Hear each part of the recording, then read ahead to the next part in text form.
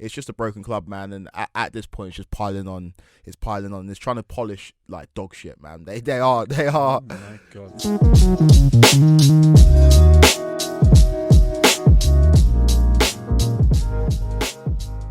Yes, people. Welcome back to the We Talk Football podcast. Back again with my guy Kwaku. How you doing, man? All good, mate. All good. Yeah, buzzing after the weekend's results of football. So yeah, can't complain. Why are you buzzing, Kwaku? I was at the Chelsea or the Arsenal-Chelsea game, a game in which we totally dominated Arsenal in the London derby. That wasn't really a derby. It's derby in name, but not derby in nature. Oh no, they were. Don't do him like that, man. Come on. No, I'm not going to pile on Arsenal at this point. They're a sympathetic figure. Like, I actually feel sorry for Arsenal fans, and that's one thing that I did appreciate going to the game. Is like these guys knew what was going to happen. There's not one Arsenal fan that like I talked to that predicted Arsenal were going to win, and the fact that like you see. Yeah. Fathers and sons and mothers and daughters and just like you see families going there and it's a ritual, man. And it's good to see fans back at football.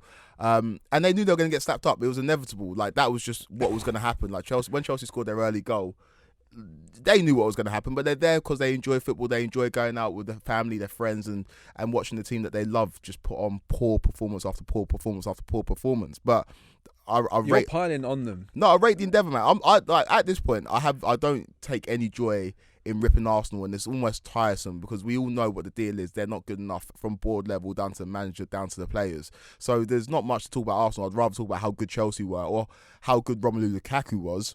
And how Chelsea didn't really have to get out of second gear. They were cruising for most of it. They put their foot to the pedal for maybe about 30 minutes of the first half, and then after that, it was easy street for Chelsea. So yeah, I'm in a good mood. 100%. I mean, I didn't go to the game. I watched it on TV, and it was, Chelsea did what they needed to do to get over the line. I don't think they played.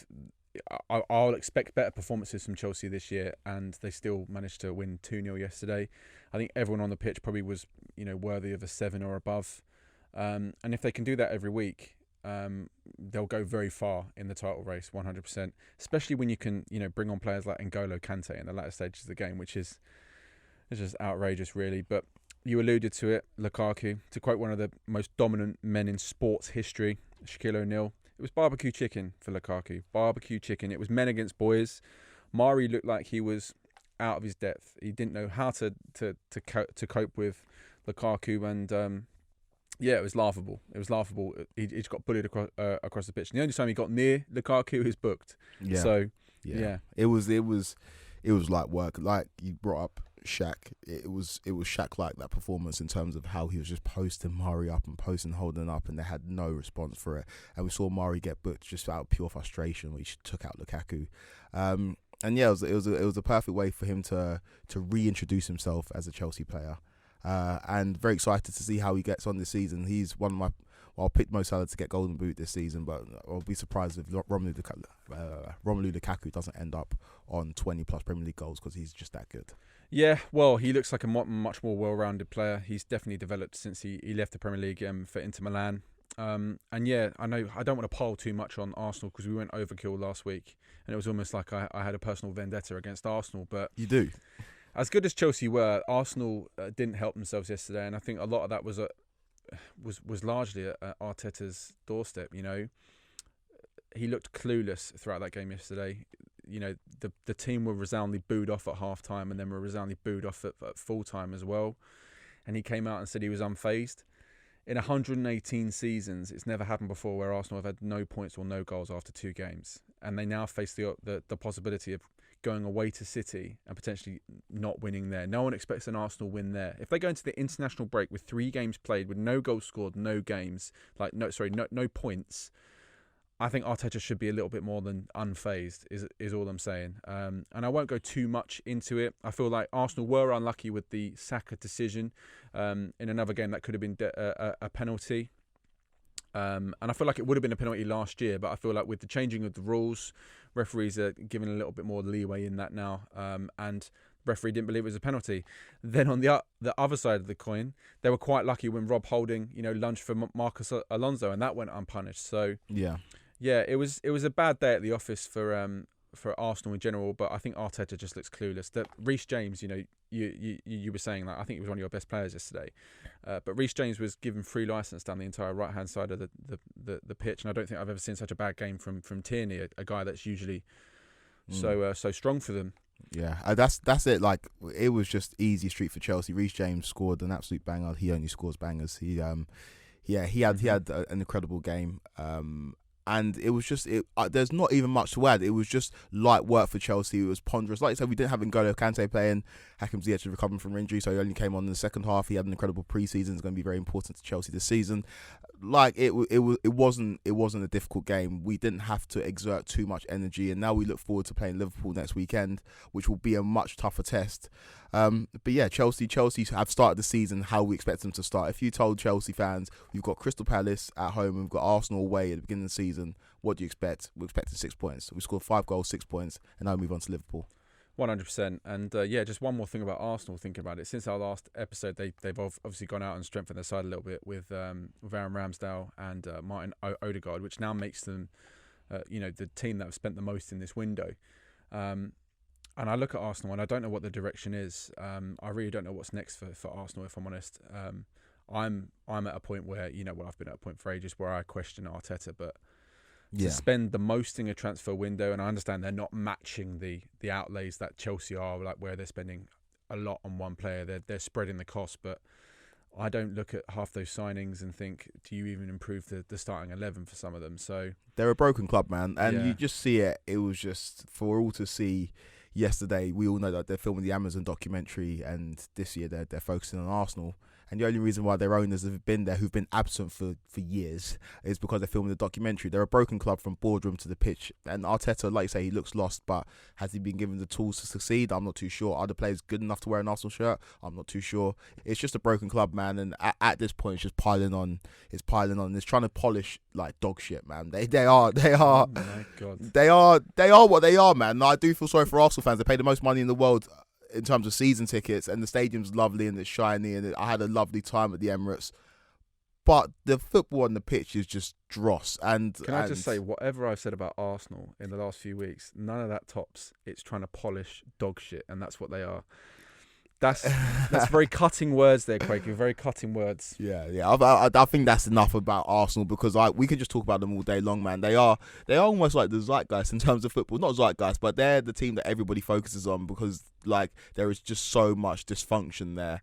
And until they sort it out at boardroom level, and until they bring in a manager that actually knows what he's doing, they're always going to be like this. So yeah, that's it about Arsenal, really. Okay, and solid result for Chelsea, not so solid result for Arsenal. And talking about managers that seem to know what they're doing, Man United versus Southampton. Ole Gunnar Solskjaer, he's been putting in solid performances. He's been doing what he needs to as a Man United coach for a little while now, but a bit of a shock result against Southampton.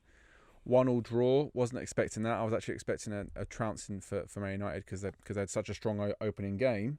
But I feel like the real only takeaway point from that game was the fact that it was what everyone's been saying for a long time, and it was the regression of Fred. Had a good first game, but in the game yesterday, obviously he was arguably at fault for the goal. He got unlucky with the deflection, which went in.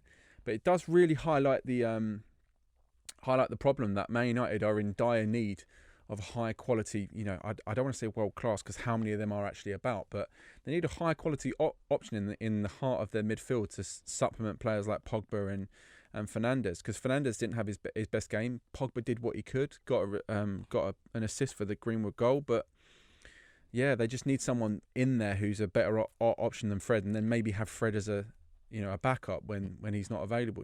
Yeah, the needs of Manchester United are glaring. We've said it before last week.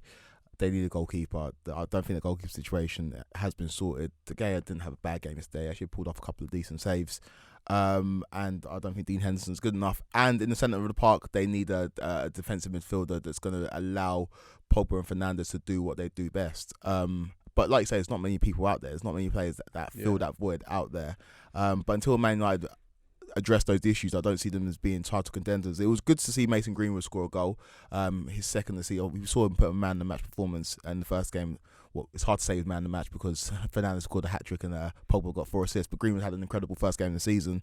And the fact that Cavani's not up to speed yet and Greenwood's kind of staking his claim for the number 9 shirt at Manchester United, it only means good things for English football.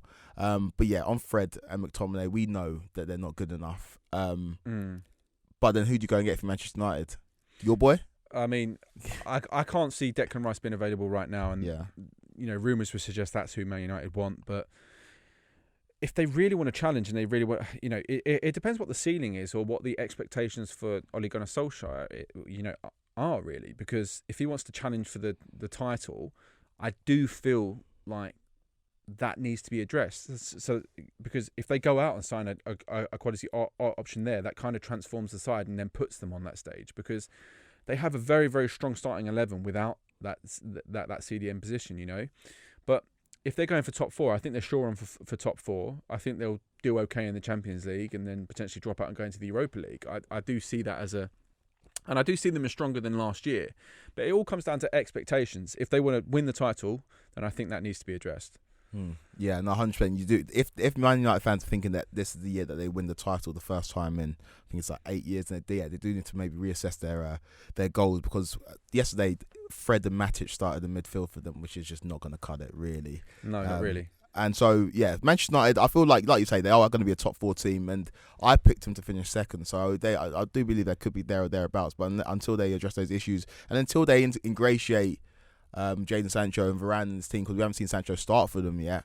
Then we can get a real idea of what Manchester United will look like, this new look Manchester United side. But yeah, they need to address the issues in the middle of the park, otherwise they're not going to get anywhere this season. Well, you asked me, obviously, like if I'm Man United manager, my number 1 target is Declan Rice. As much as that breaks my heart, I feel like Declan Rice is, in terms of potential and in terms of actual ability, I think he's one of the best in the world, and I've said that for ages, right? You can fact check me as well. I've gone back and said that months and months, and even like a year ago, really. So that's who I would sign. That would be my number 1 priority signing. If I'm going for a budget signing, you probably look for Eduardo Camavinga, and it seems outrageous to say he's a budget signing, but Ligue 1 is not in the best financial state right now. Yeah. And then if not, I would go for someone like Ruben Neves, a tried and tested. He's still young, Premier League captain of a Wolves side that are looking quite underwhelming this season. I feel like any of those options would give more than what Fred and McTominay possibly give. But for yourself, who would you sign? It's difficult because you see Declan Rice, and Declan Rice would never, ever do anything to upset West Ham fans. He's going to be loyal to the soil until he goes. He's a boy. But there have been reports in recent days about him being unhappy at his price tag, of what the owners view his price tag, 100 million. And there's been reports constantly throughout the summer that he's not going to sign a new contract.